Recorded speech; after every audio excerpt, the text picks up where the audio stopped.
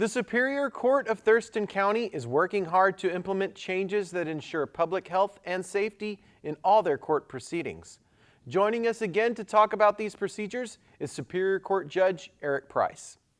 Well, thanks for joining us, Judge Price. How are you? I'm fine. Nice to see you again. Good to see you too. Thanks for coming back. So the Superior Court just reopened June 1st. What are the new protocols for the public when visiting the courthouse? Is the public required to wear masks?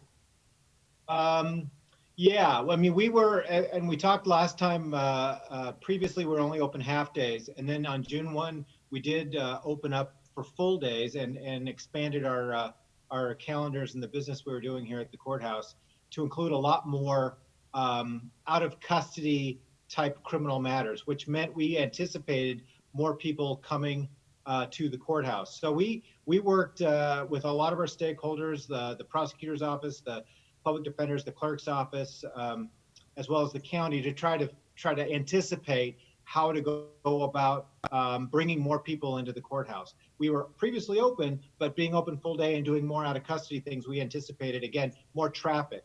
And the traffic, of course, concerned us because with distancing and with the masked kind of issues, where are we going to require them? How are we going to distance in our hallways? I mean, clearly our building was not designed to have 6 feet rather between people when they walked around the courthouse. So we worked really hard and try to figure out what sort of capacities we could have here at the courthouse, together with what type of signage would be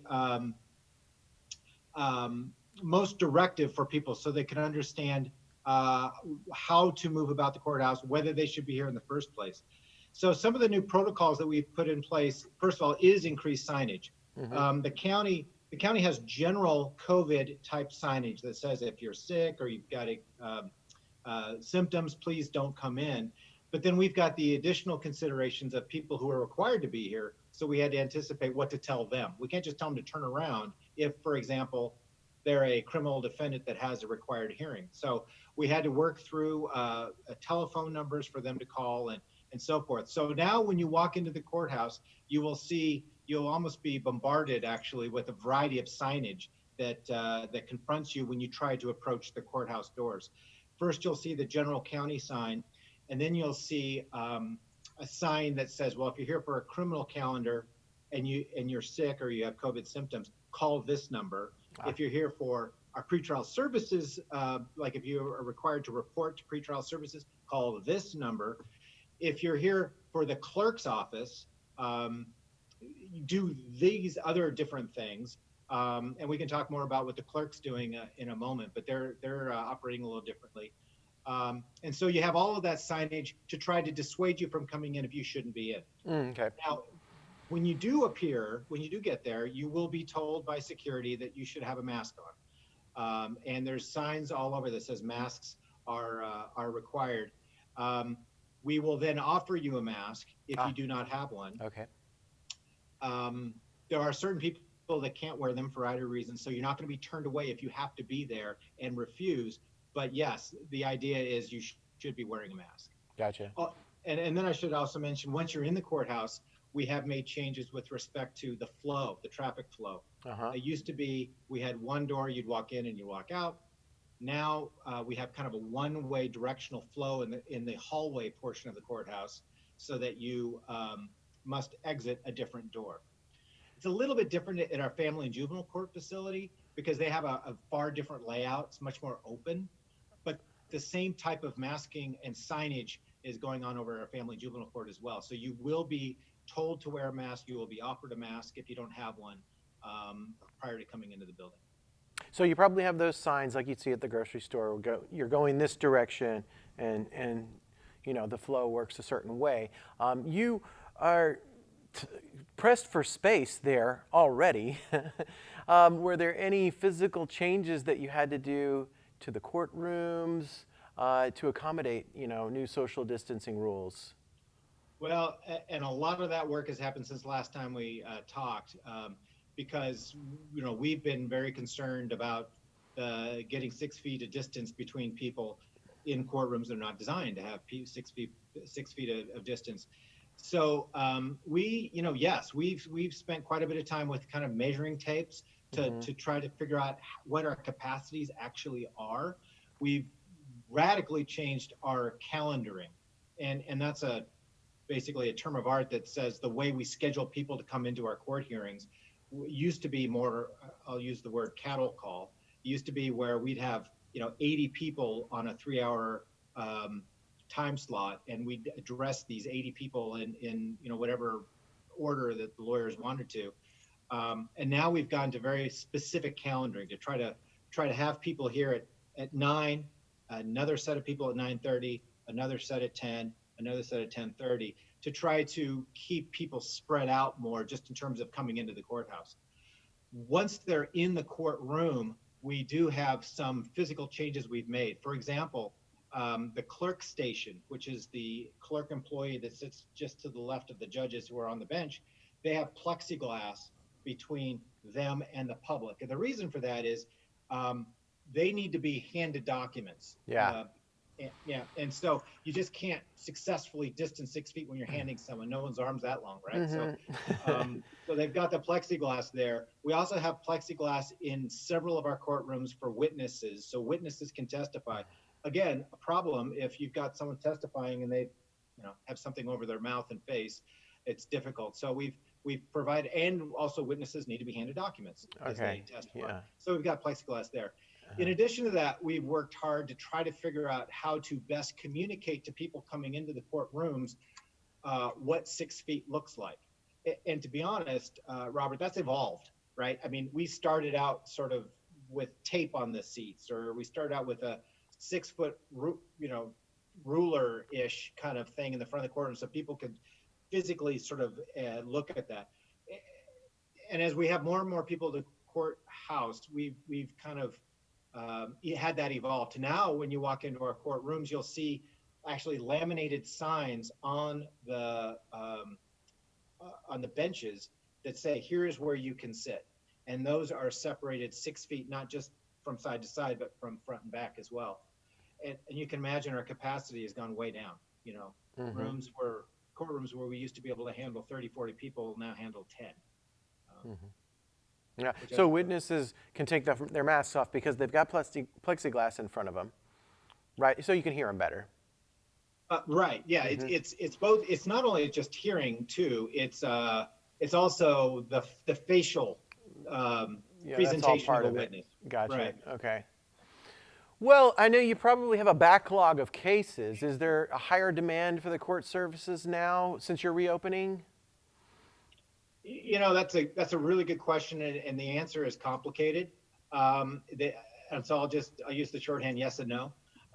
We do have a massive backlog, particularly in trials, and we talked a little bit about that before.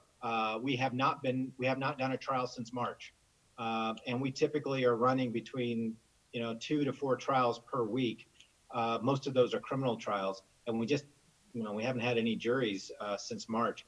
So those are backlogged, and when Hmm. those get backlogged, there's, how to put this, the pressure of trial drives a lot of other activity on calendars, whether it's pleading guilty, whether it's having what we call a suppression hearing.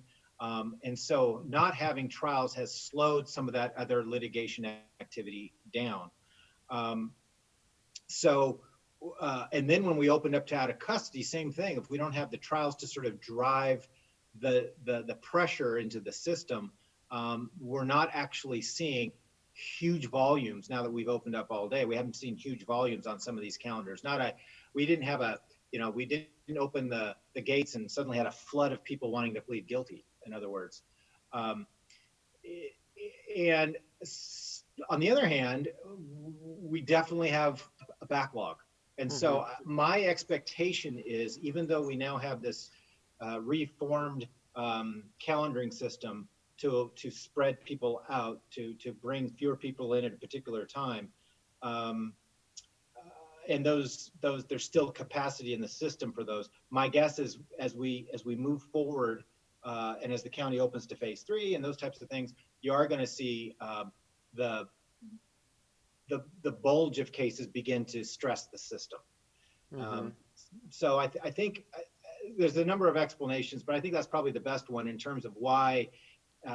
Yes, we have a massive backlog, but we're also not bursting at the gills yet. I think that will come soon. Yeah, I want to get back to jury trials in a minute, but right now you've got hearings. Are any of those being conducted remotely, like virtually?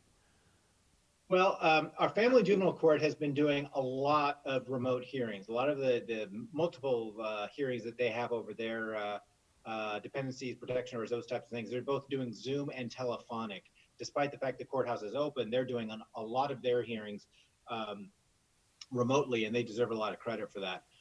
Here in the main campus building, in which we do the adult criminal work as well as all of the civil work, the civil cases, we're doing our civil hearings entirely remotely with telephonic. I think we're going to expand that maybe to Zoom capacity, but we're really at this point doing the civil hearings telephonically. We have done, and I think we maybe talked a little bit about this last time, we're doing some certain criminal hearings with the defendant not being transported from the jail, and those are being done remotely with a series of electronic documents that are being moved from location to location. And we are very soon expanding to do some Zoom hearings on some of our other criminal calendars. And those, we've been working through some of the challenges to those hearings. And again, criminal calendars have challenges because you have documents moving from place to place and signatures and notice requirements, and those provide some challenges to completely Zooming everything. But we really have been focused on trying to work through those challenges and improving or increasing the number of hearings we do remotely. Yeah. All right. Well, the Superior Court will resume jury trials July 6th. Is there a particular order that the trials are being scheduled? Yeah, well, that's the date that we've talked about, and that's the date that's included in our Supreme Court, the Washington Supreme Court's order, that we were basically barred from doing jury trials until then, and that's when we can start doing them. Okay, so that's the earliest that you The will. earliest, Okay. right. We still have some conversations that need to take place. It's about, 2.5 weeks away. We've got some logistics we've got to work out, but I expect we will start with a trial on that week. But your question is a really good one, and it's related to all the other things we've talked about, which is the limitation on space and what happens to socially distanced people. There may be some guidance coming from the Supreme Court. They've got a task force that's been working on jury trial issues, but my expectation is we're going to have to 6 feet distance a jury pool. And with our physical space that we have here, we really can only do one trial at a time. And it has certain limitations because we only probably can bring in about 40 people for a jury pool, which really limits the type of trial. So if you only do one trial at a time, you then have this question mark: do you do maybe a very serious 4-week trial, or you do 4 smaller trials? And so those types of decisions need to be made probably by the defender and the prosecutor working together in terms of what trial they're going to bring to us. We're probably not, as the court, in a position to dictate what case necessarily is proposed to be tried by the parties. In terms of types of cases, there is no question, though, with one trial, the most significant concern that we all have is the in-custody criminal cases. Gotcha. In custody criminal defendants, they're not convicted, but they're in custody. That's a significant burden on, their right to fair trial, right? Innocence rights. So speedy trial is a concept that means various things, but by court rule, it has a certain number of days. Well, those folks who are sitting in the jails have not had the opportunity to have a jury trial in a long period of time. So the priority will be going, in terms of jury trials, will be going to in-custody criminal cases.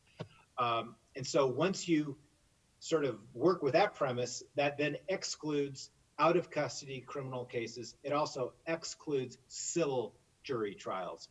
And it's going to be hard to consider that the priority will fall to civil jury trials anytime in the near future, and even without a custody criminal trial. So my guess is we'll be working really hard to try to get as many in custody criminal trials going out of the gate as we work through all the logistics of just trying a case with COVID type precautions.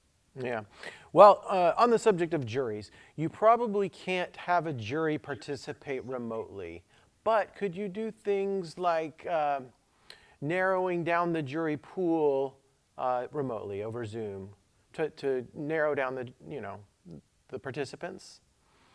I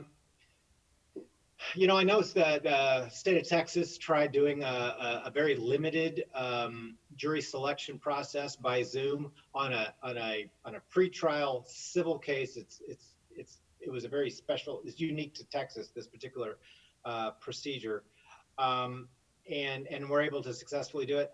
I don't think jury selection is such a big part of trial, and I think both the court and certainly the practitioners would have serious questions about picking a jury remotely. There's just too much body language, too much nuance, too much of the eye or a smirk or a giggle, or that's so critical to the lawyers when they're selecting a fair juror, that I don't know that we'd be able to do that remotely. We'll have to get creative, to be honest, when we get some of the larger cases that have a larger pool. And there's a variety of cases that you need more than 40 people. We'll have to get creative about how we select that jury while still only having, say, 40 people in the room at the same time. It might mean waves, phases, that kind of thing. Oh, I see. Or you may just have to find a really large space, and you probably don't have that now, but. Right. I mean, those are conversations that we're certainly having with the county to explore additional space. Because the longer this goes, and we watch the news just like everybody else. Is it going to be a year from now? Is it 2 years from now? Is it 3 months from now? I mean, the experts say a variety of things, but it is a concern of ours to only have the capability of doing one trial at a time. I'll say another limiter on that is not just with respect to the jury selection space or even the trial space, but to adequately separate 13 jurors, so that's 12 plus one alternate, sometimes two, so 13 to 14 people in a jury deliberation room. We have an older courthouse, the jury deliberation rooms, which is where the jurors have all their breaks and go for in between the sessions.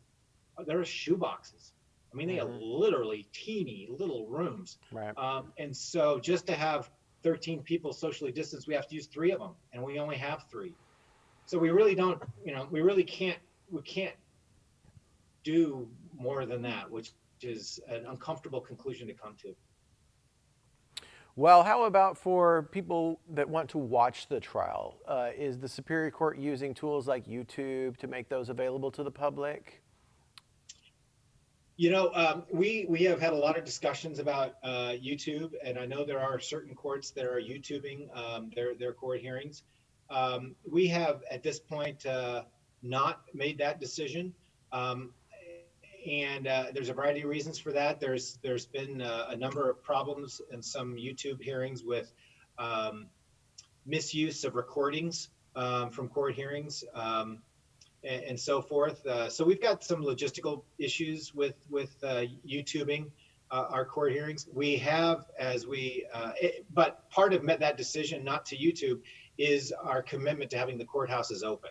So we have had the courthouse doors open whenever you do any hearing, and we are not refusing entrance to anybody who wants to come in and view anything that's going on. With respect to capacity in our courtrooms, one of the things we were just even talking about earlier today is if we have a trial and because of needing to socially distance people for the trial, how do we adequately have public access to watch that if there just isn't room in the room with social distancing? So we've talked about live streaming within the courthouse to another courtroom. And there are some other court houses and other locations that have looked into doing that as well. So you might have one courtroom completely filled up with just the necessary participants in a trial, but then you live stream it to another courtroom so the public can come in and actually observe to make sure that we have our open courts commitment being satisfied. Just an overflow room with a monitor then. In essence, yeah. Okay. Well, I want to thank you for taking the time to be with us today. Is there anything else you'd like to add before we go? No, I mean, I think I sort of finished with a similar thought last time. I would just say that, you know, everybody I think is just on such an uncertain time, and we've got a lot going on in the world today, and a lot of really important things going on, a lot of scary things going on in terms of health, and with the pandemic, and we have this. You know, there's being perfectly safe and still doing the essential things. As sometimes you have to make difficult decisions. And here in Thurston County, we, as the court and then the other participants in the system, we are certainly doing the best we can to make the best decisions we can with the incomplete information that we all have. And we definitely appreciate the patience that people have as we work through all these really difficult challenges, and we'll continue to keep making the best decisions we can. And we know that that's not perfect for everybody at all times, but we're doing the best we can. All right. Well, thanks for all you do for the community. All right. Thank you so much for having me. For general information about the Superior Court, visit their website at thurstoncountywa.gov/sc. If you have any questions about your case, contact your lawyer or visit the county clerk's website at thurstoncountywa.gov/clerk. That's all we have for you today. Tune in next time for more updates. Again, if you have any questions or suggestions for something we should cover, send an email to rkam@tcmedia.org. Stay home, stay updated with Thurston Community Media, and stay safe, Thurston County.